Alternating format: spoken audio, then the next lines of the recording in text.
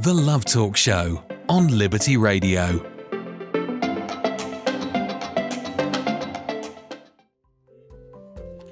A very good evening to all of you. The Love Talk Show is on air. My name is Peter and my wife is also here with me. Hello, Peter. Hello, everyone. My name is Andrea. It's a pleasure to be here with you once more.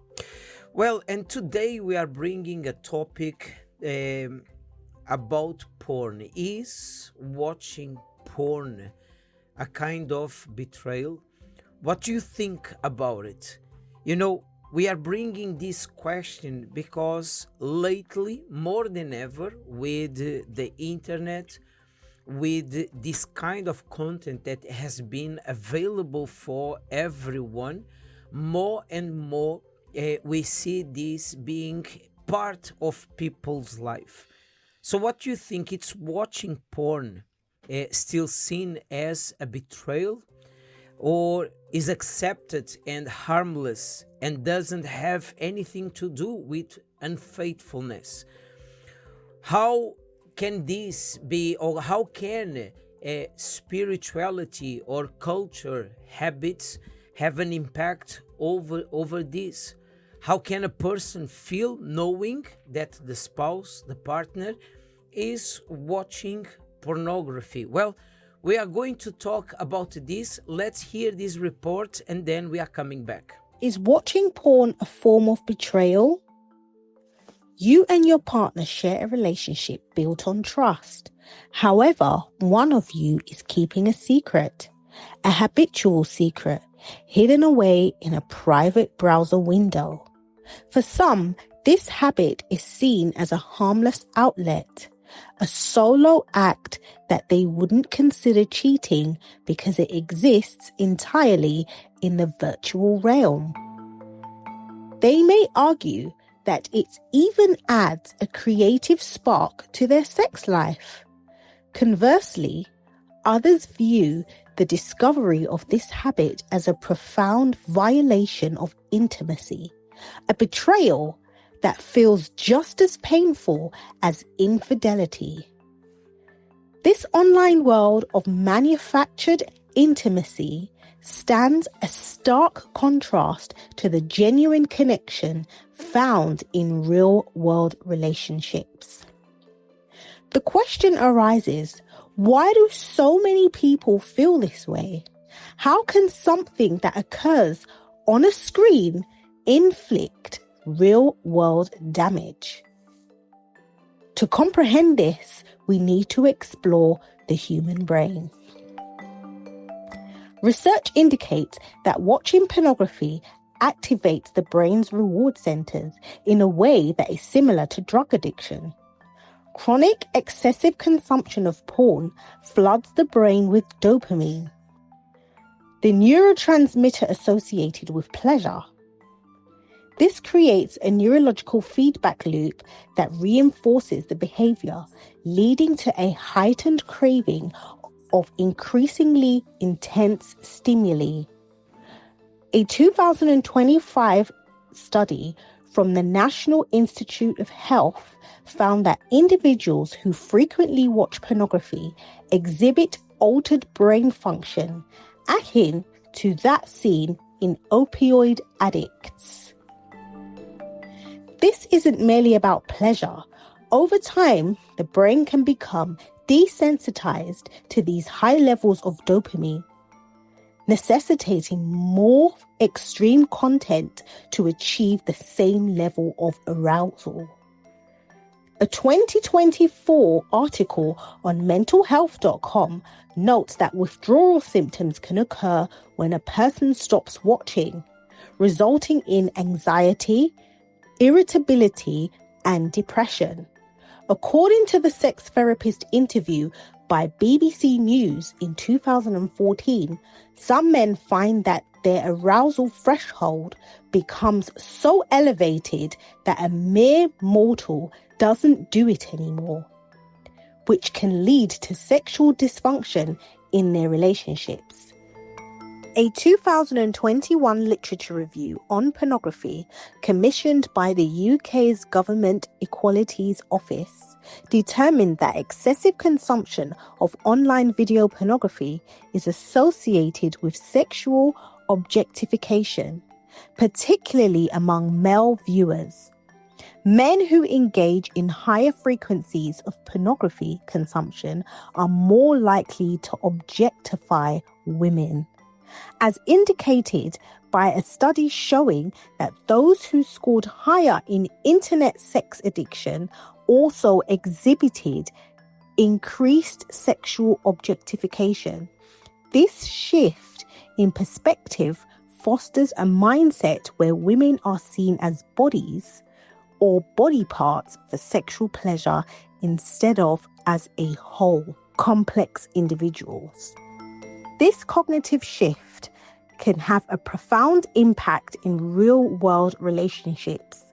Frontline workers interviewed for a UK government review in 2020 reported that some clients who frequently viewed pornography lacked empathy for women and showed little regard for their partner's sexual needs and pleasures.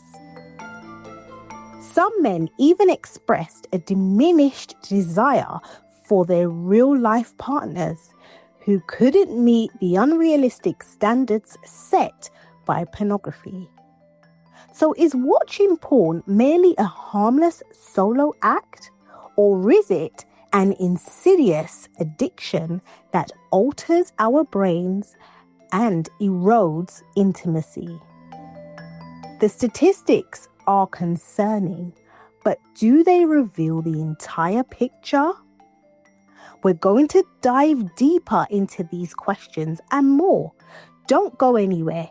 You won't want to miss what we uncover right here on the Love Talk Show. This is the Love Talk Show on Liberty Radio.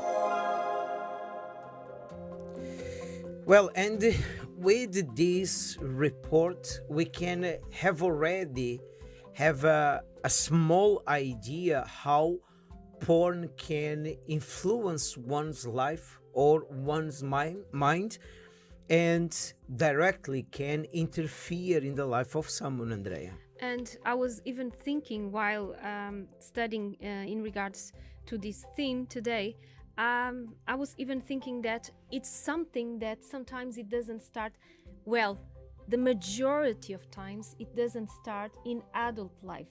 People nowadays, they have been exposed to pornography since a very young age. I will give my example. I was even discussing this with you before. When I was studying, I don't even remember how old I was. I was really, really young. And a group of colleagues from school, they went to a girl's house, and I didn't know actually what they were going to do, but they sat down and they started watching porn. And I was like, what is this? It was only once, but I was thinking, wow, what is this? What's going on?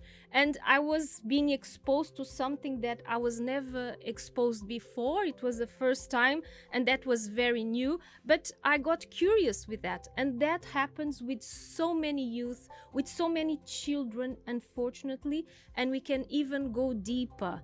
Some people, they were exposed to pornography, some children even because they were victim of an abuse, for example, or because family members, siblings, even the parents, they were watching and the child had contact with that somehow. They were exposed to it. They were exposed. And here we lose the innocence. That's what happens. And unfortunately, this becomes a habit because curiosity arises, and then it comes since a very early age, and it becomes an addiction. That's the thing.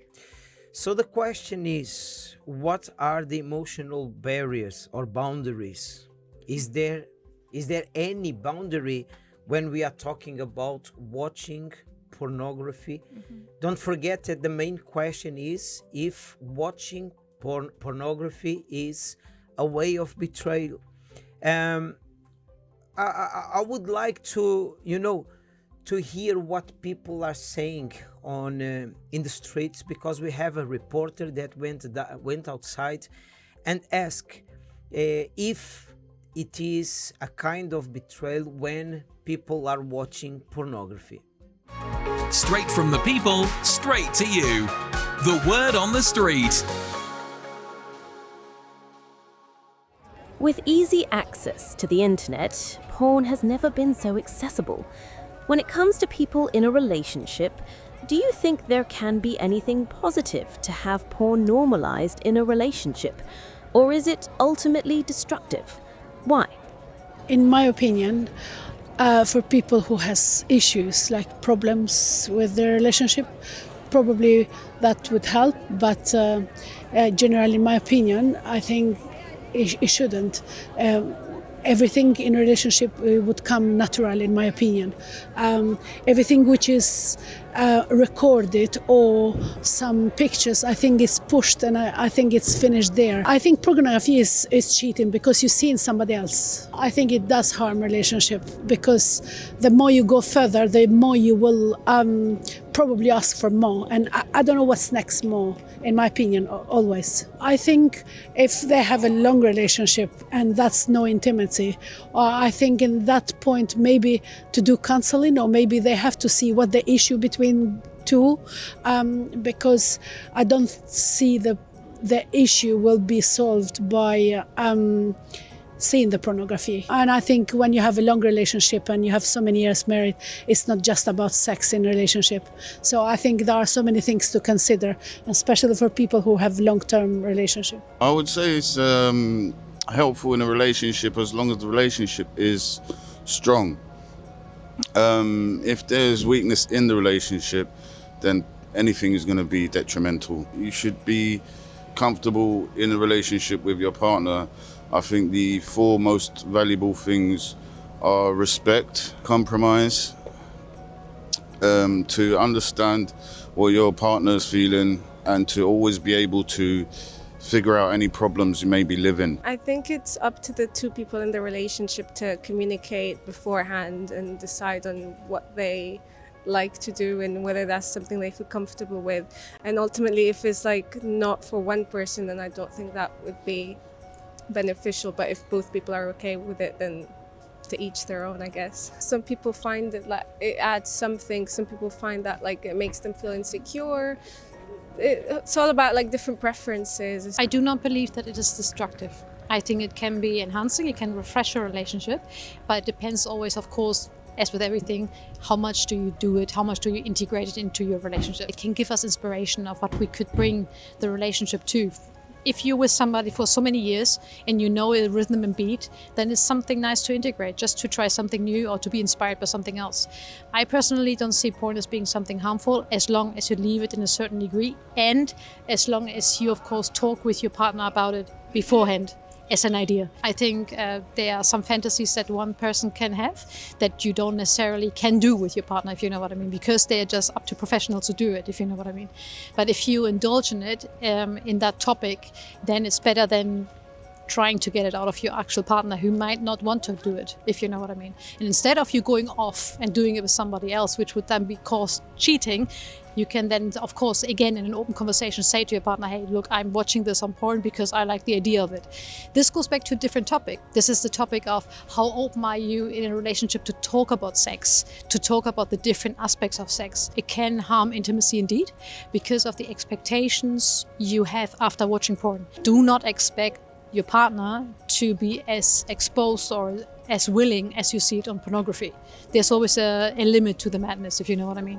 And everything what you see on pornography is not an ability of a normal being, if you know what I mean. There's professional pornography and they're professionals for a reason. We, as not professionals in it, we might not want to do it because it pushes certain buttons that we don't like to expose, even to our nearest partner. So I think it can have something negative. So therefore it's a sensitive topic. But overall, I think pornography can have something good out there.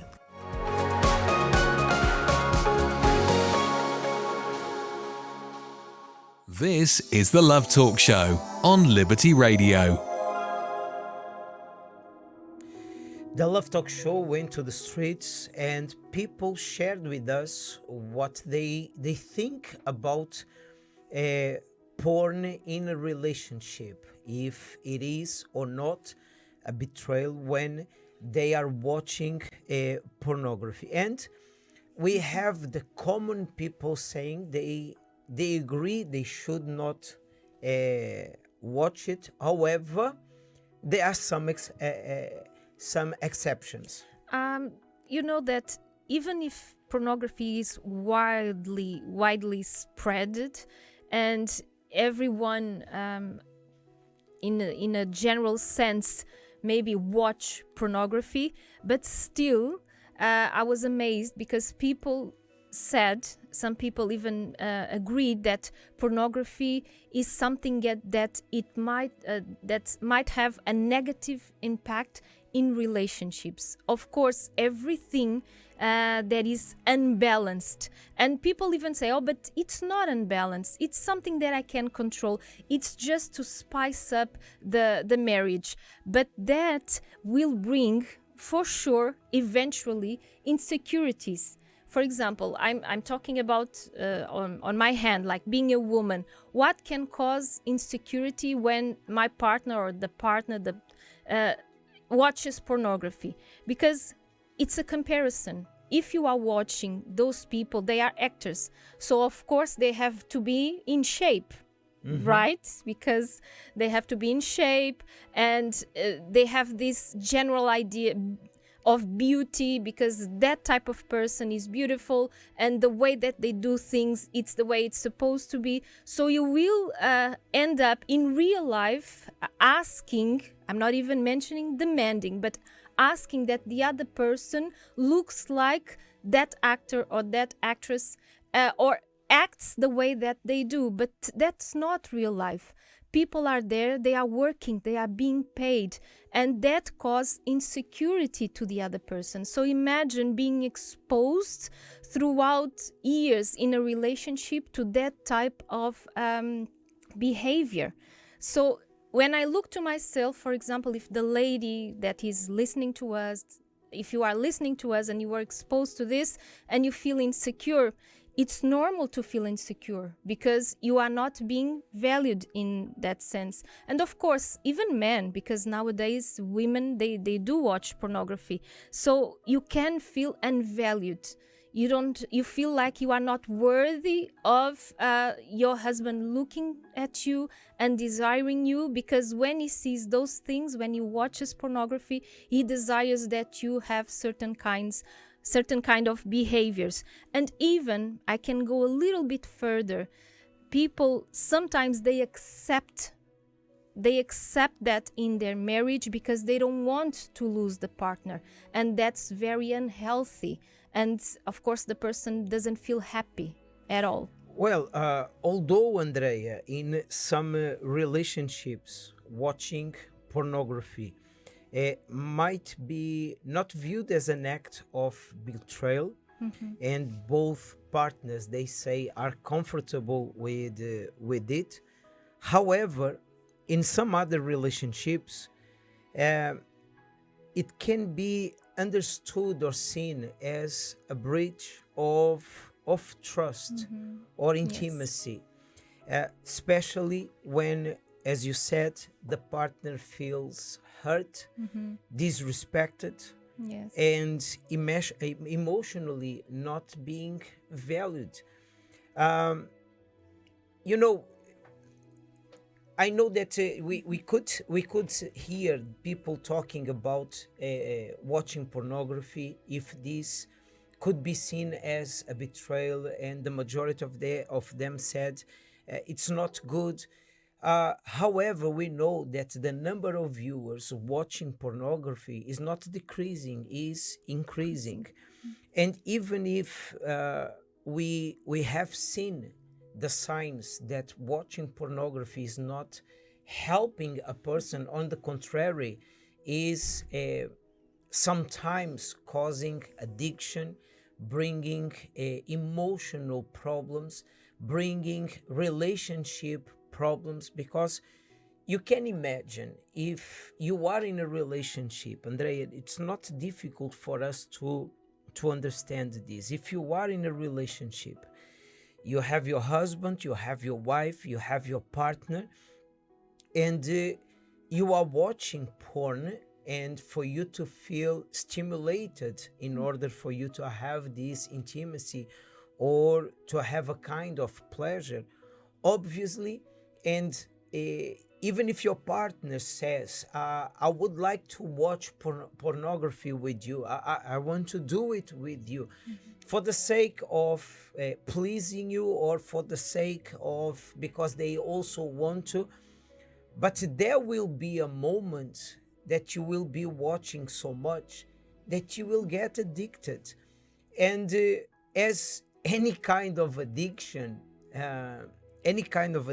Andrea, the first sign is when a person says, I'm not addicted.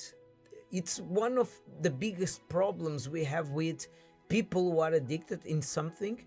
With those who become addicted to porn, this is what happens. And the majority of these cases, we see young people who cannot perform sexually if they are not watching pornography. Sometimes they have the person who they love the most. Sometimes there's a person next to them they really like, they really enjoy to be with. But because of the habit of watching pornography, they end up not even being able to perform in a sexual realm, in a sexual way. So the main question here is watching porn a kind of betrayal?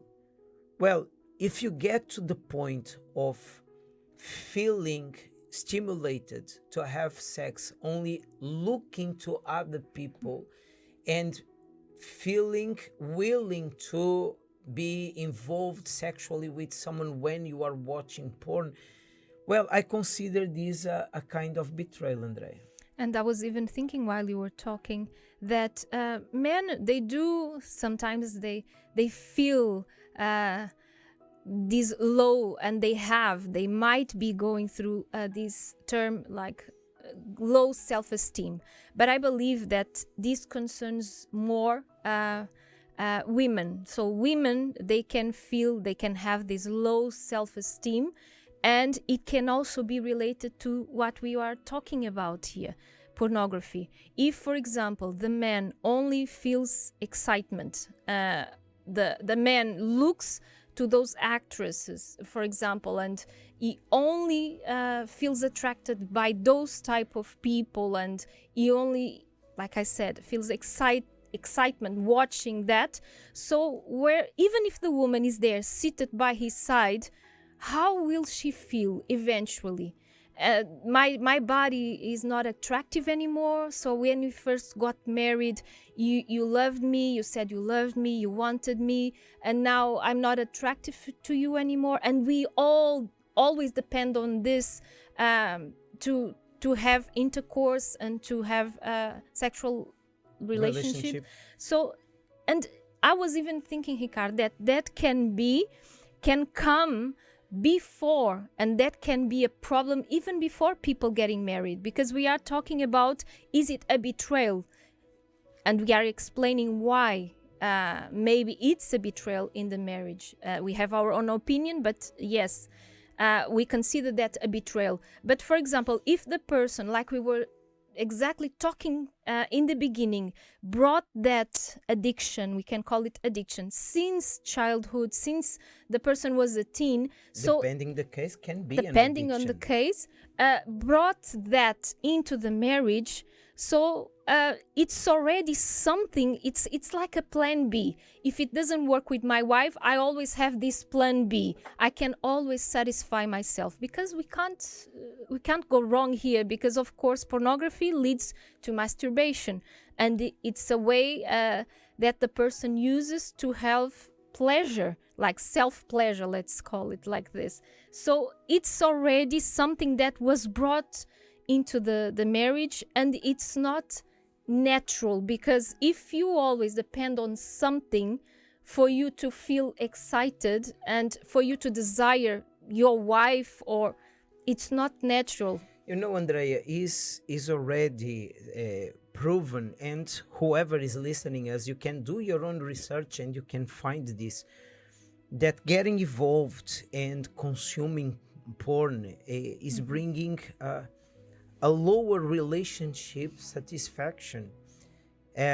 is also increasing the, you know, the risk of breaking up, because there will be comparisons and later on dependence on something, and also emotional detachment. You are not emotionally attached to someone anymore, or which what we have seen sometimes, the person is emotionally attached to someone, but they cannot perform with that person, because they are so used to consume porn.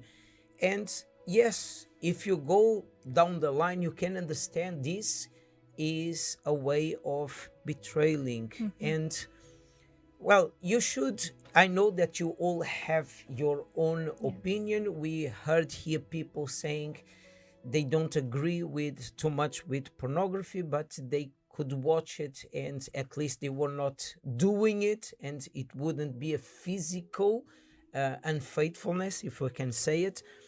But you will be a person who is addicted in porn, Andrea, get so used to do this that it's just a matter of time. If he's married, or if she's married, or she has a partner, it's just a matter of time for them to cheat on their partners, because this is going to happen eventually. So if you ask, is watching porn a kind of betrayal? Yes, in our opinion, we would say yes. It's a kind of betrayal someone and bringing damage to one's life, not only from the outside, but above all from within. Because they always have this urge of watching more, and let's say it becomes harder and harder to be satisfied with the common type of pornography, if you get what I mean. I believe you understand what I mean when I say this. And the person will never get satisfied, so it becomes something heavier and heavier, and the partner is not willing to, if the partner is not willing to submit or to play along, let's say like this, play along with that person's desires, so it can bring a relationship to an end. And if that's the case, it's not even healthy to keep a person, or for you to keep yourself or to maintain a relationship of this type, because it can become abusive even, and it's even dangerous for the person. Of course, we are talking here in a very extreme way, but yes, it can damage, even if it's lighter or not. If it exists, it can bring something up that is not healthy for your marriage. Well, let's listen a song and then we are coming back.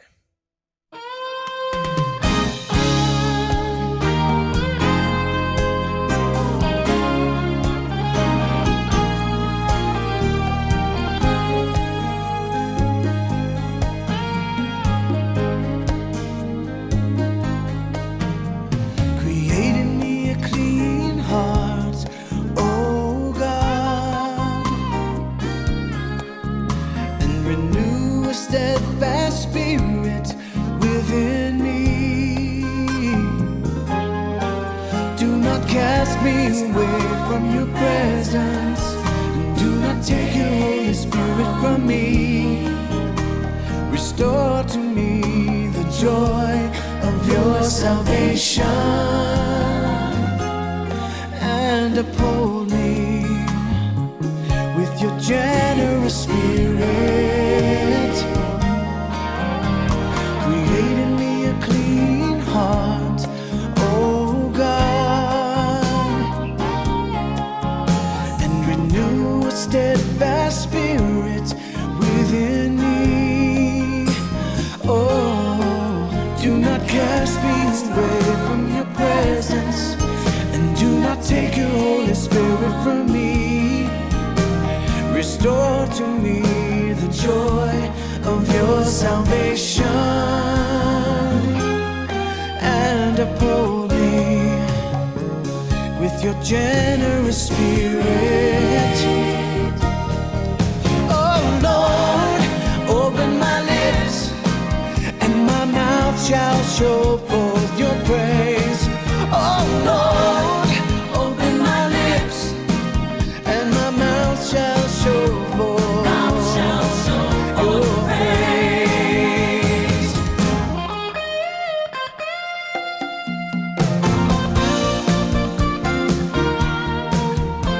Create in me a clean heart.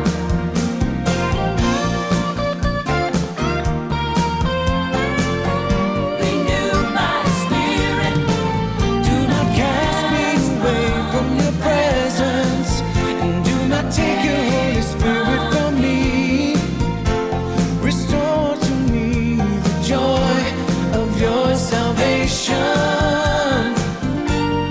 and uphold me with your generous Spirit. Oh Lord, open my lips, and my mouth shall show forth your praise. Oh Lord, open my lips, and my mouth shall show forth your praise.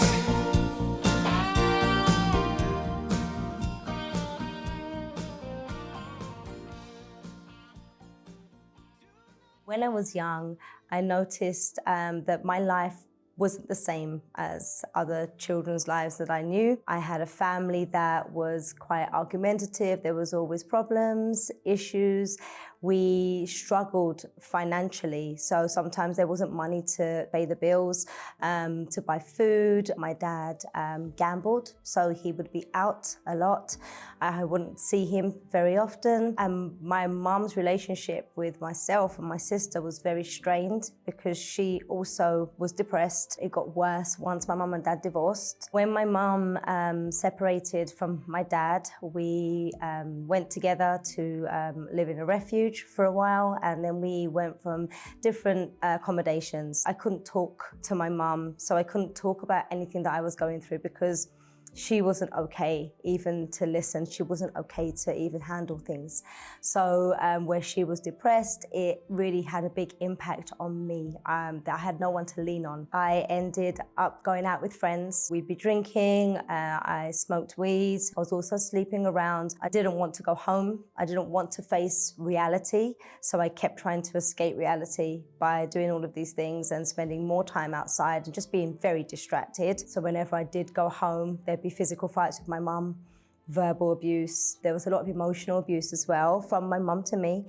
But then I would be very rebellious and retaliate. After a while, I ended up getting together with my long-term boyfriend. It was good at the beginning. It was nice. We had a lot in common. I realized that he was addicted to pornography. It made me feel very insecure.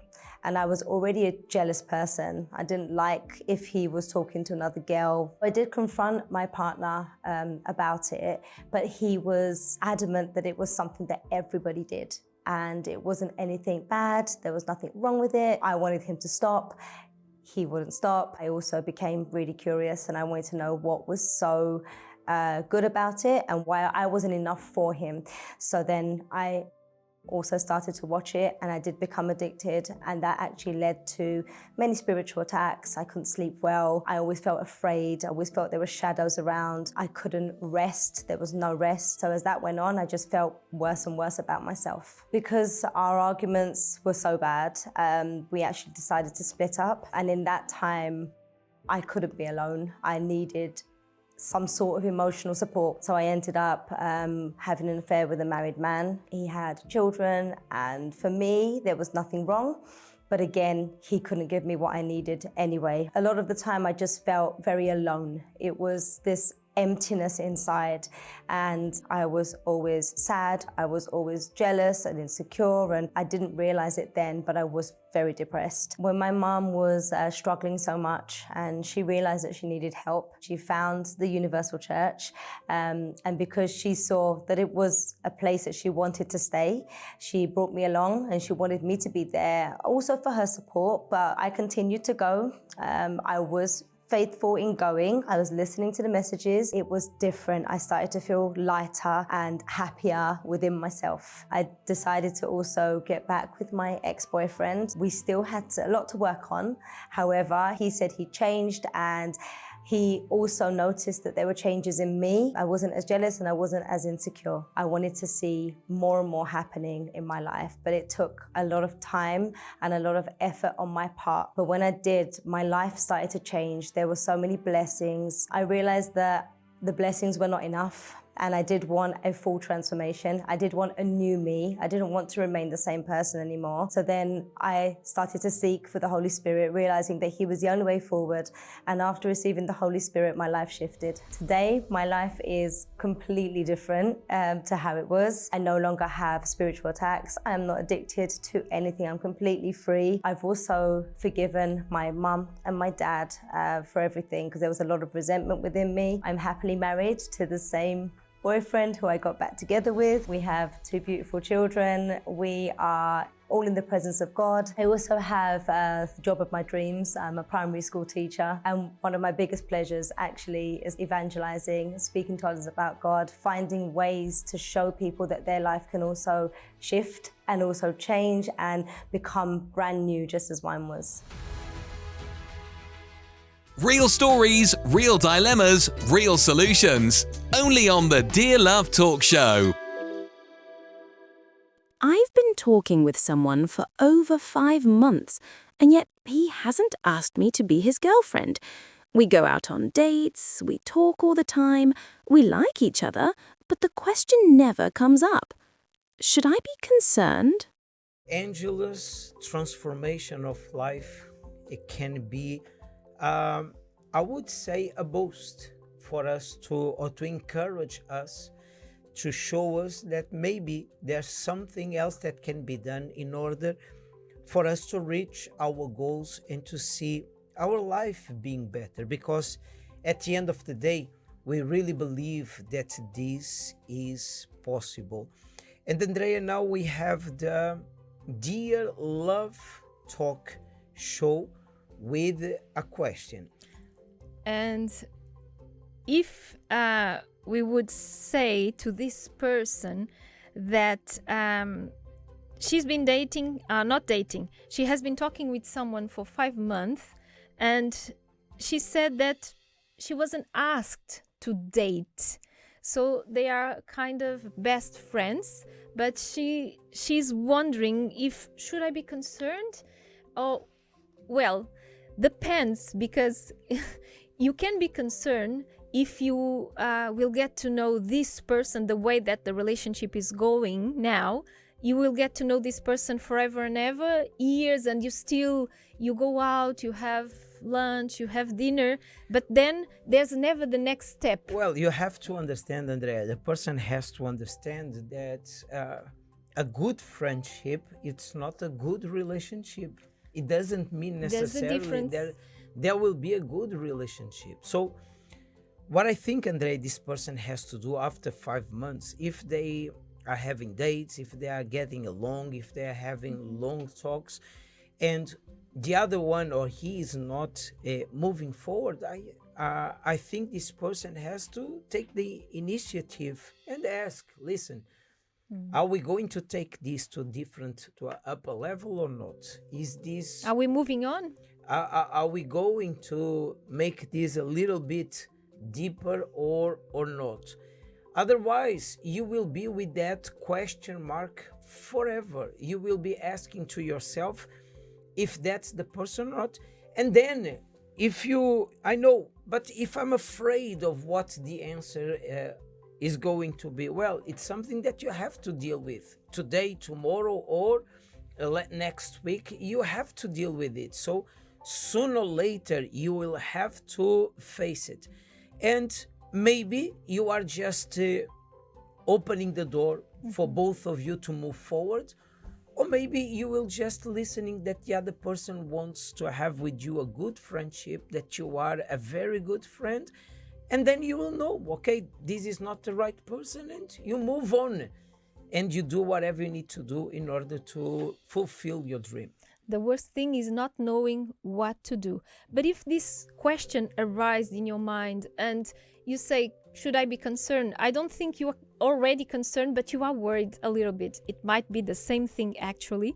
So make yourself a favor, do yourself a favor, and ask. Communication is the key. And if the person says, oh really, I really like to talk to you, you're such a good friend, okay, you can continue being that person's friend, although we don't think that works so well because you were with the person because you like the person to be like, even to get married with eventually, but you move on and you just make sure that it's a yes, yes or no, no, because whatever is beyond that is not acceptable. Well, I hope to help you with it. Just take the step that you need to do. Let's listening the song Help Us to Love.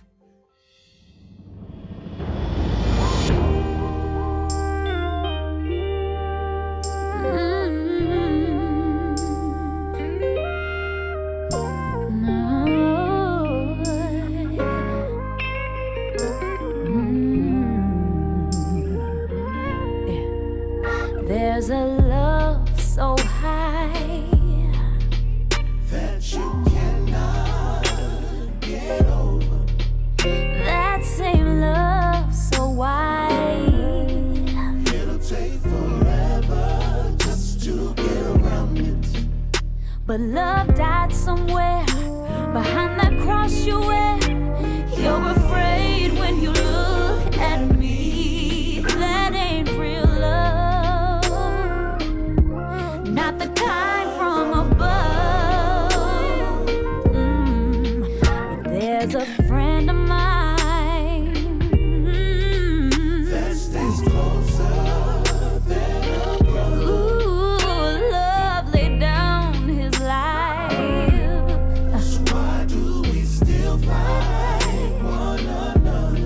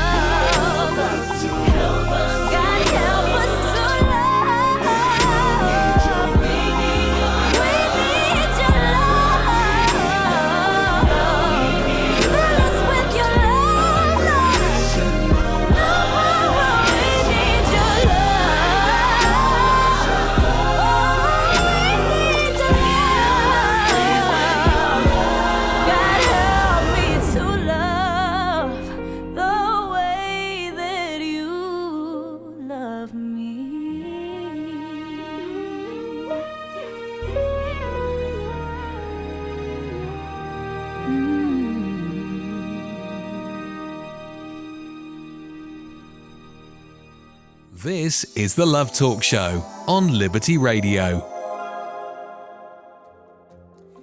Well, and at the end of our participation here with the Love Talk Show in the Liberty Radio, we could talk about if porn can be considered a betrayal in a relationship.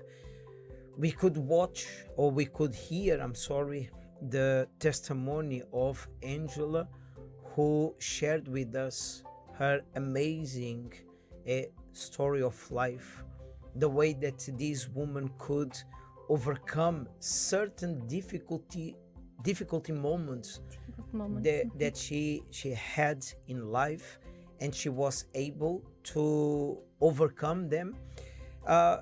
And as usually I say, this doesn't make these people better or more than others, but this is a lesson of life for us.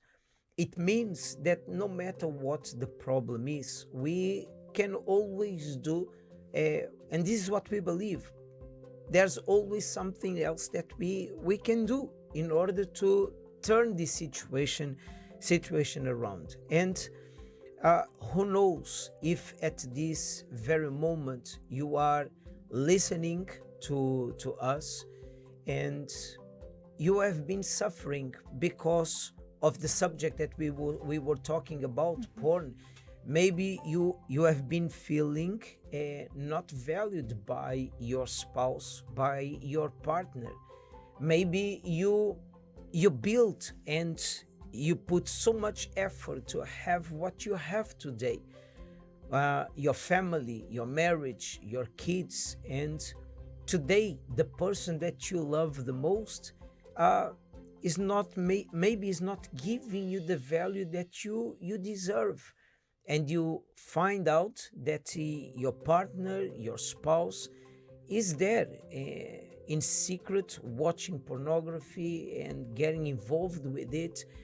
And you understand that what we were talking about here, the things that we were talking about here, this has been happening with you and with your relationship. You know that you are not feeling valued, that there's a gap between you and your spouse. That fire that was there at the beginning is not there anymore. And sometimes, Andre, people they really tried to move forward, they really tried to do something, but we know that sometimes goes, or it seems that is going beyond our reach, and we can't do much in order to change a situation.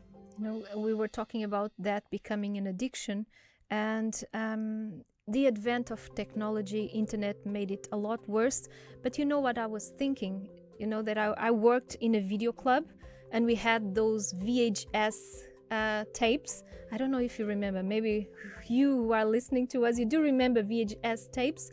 And you know which tapes were going out quicker every single day?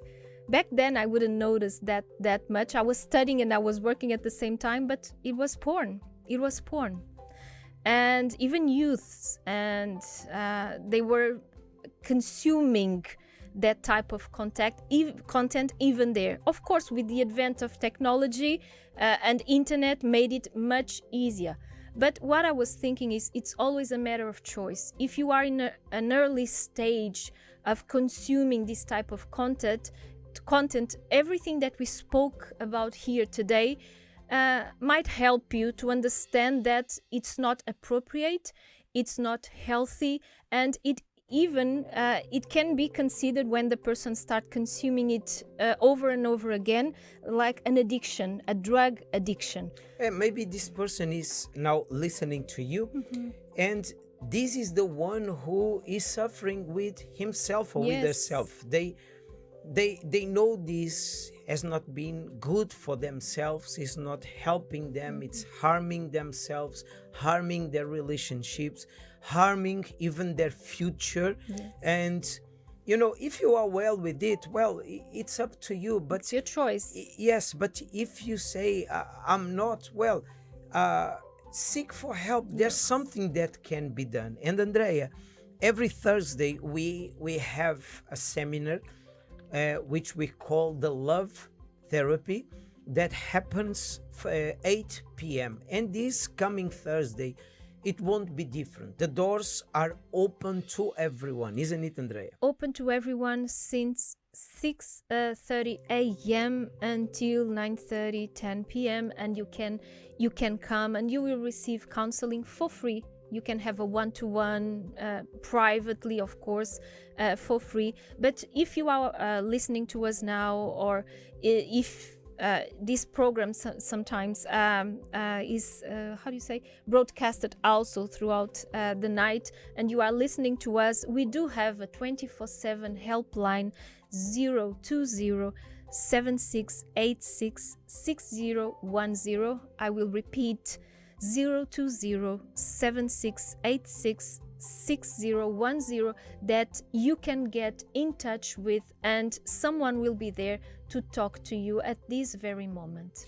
Well, although as Andrea was saying, the doors of UCKG Help Center are open every single day and all day long, specifically the Love Therapy takes place on Thursday, 8 p.m.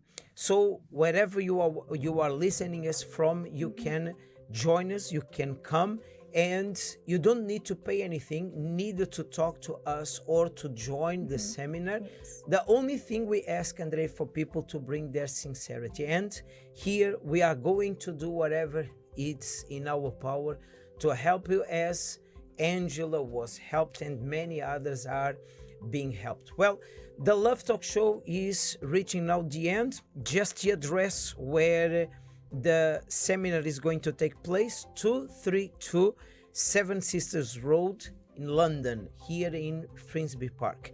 Andrea, tomorrow the Love Talk Show comes back. It was a pleasure being here with you. I hope to hear from you soon. Bye bye. See you tomorrow. What would you say is the key thing that stood out to you from tonight's Love Therapy seminar? It's about honesty and communication. Because with communication and being honesty with one another is very important, and that's why it's called Better Half. If you don't honest, and as we said, that little thing become big. So even if you're running late, you should tell your better half to say, "Oh, look, honey or darling, I've got a meeting," or they said I'm stuck in traffic. It's best than telling lies. Would you say that lies is something that definitely destroys relationships? Definitely. And it's a big problem in the entire world. So what would you say to someone that hasn't started attending the Love Therapy seminars yet? I will invite them to say that they should come to be focused and be prayerful. So I'll say definitely this is the best way to go.